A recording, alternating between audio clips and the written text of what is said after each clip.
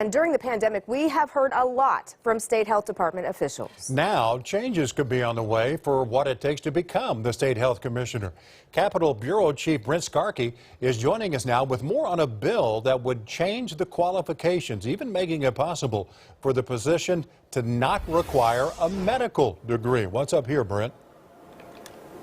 Well, Kevin, supporters of 709 saying by changing qualifications, you would widen the applicant pool. But those opposed say it opens up too many loopholes for the governor to appoint someone that's not qualified.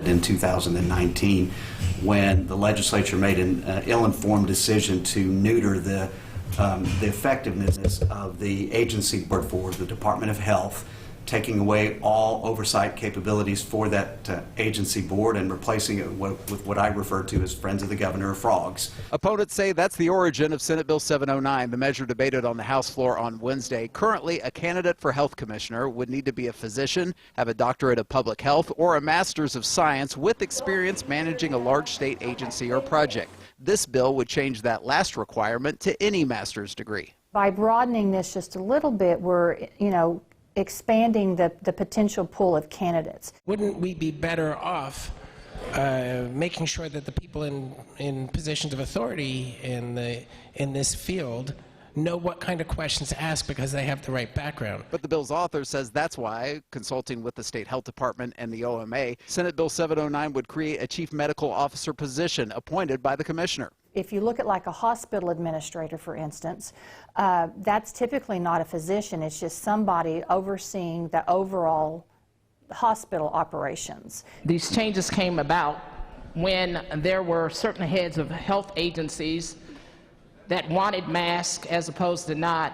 Opponents say this bill is politically driven. In 2020, the governor's appointee of Gary Cox as commissioner was shot down by the Senate when Cox didn't meet listed requirements. Some say the governor has a track record of this, naming an unqualified candidate to head up the land office and a person without a college degree to the state regents for higher education. For the governor to cast a vision that people could get on board with, instead of having a governor go around and just put their own hand-picked people in to go do his bidding or her bidding.